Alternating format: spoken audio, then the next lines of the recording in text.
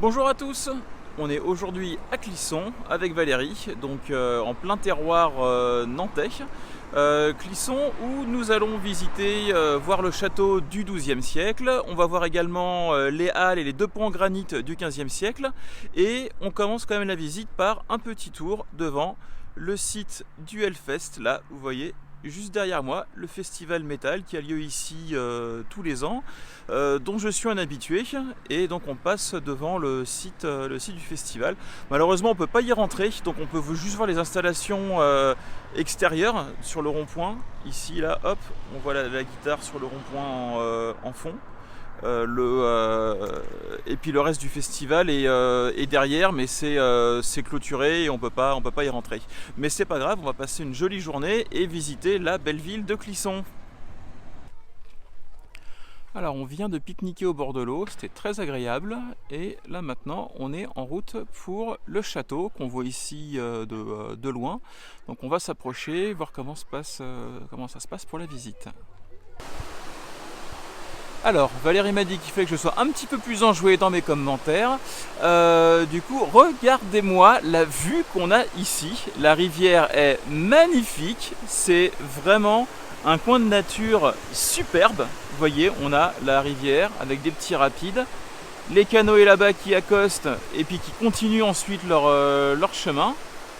Et là, l'un des deux ponts en granit du XIIe siècle, avec derrière une abbaye qu'on va aller voir d'un peu plus près. Et nous voici donc dans la cour du château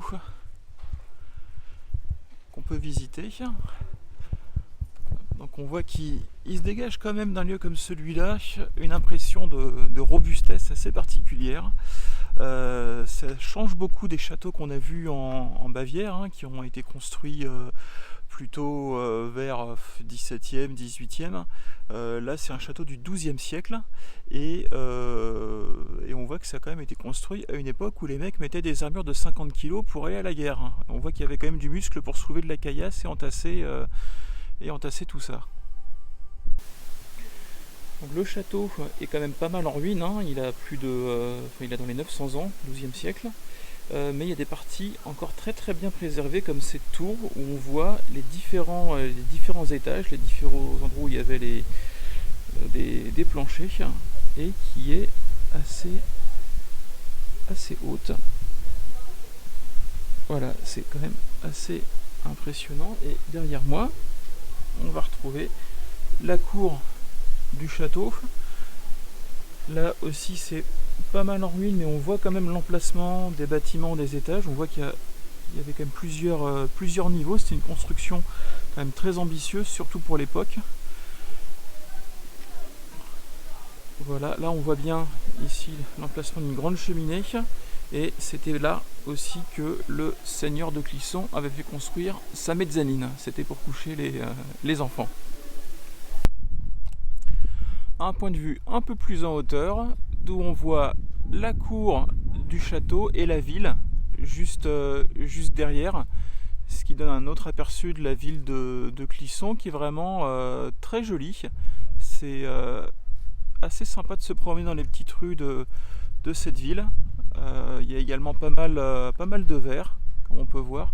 Là juste derrière on peut apercevoir le parking du château, c'est là que les seigneurs venaient garer leurs carrosses quand ils étaient en visite. Et nous voici sous la charpente des halles du XIVe siècle. Donc pareil quand même pour l'époque, c'est assez impressionnant le volume que ça donne. Et là on va se diriger maintenant vers l'abbaye qui est juste derrière. Et du coup, en fait, juste derrière les halles, on trouve l'abbaye, alors qui n'est pas une abbaye, qui est une collégiale, d'après ce qui est indiqué sur les panneaux touristiques, dont je vous parlais, avec une petite place, avec la fontaine. Voilà, donc toujours vraiment niché au cœur de cette jolie ville de Clisson. Et je pense qu'on peut rentrer dans la collégiale et visiter.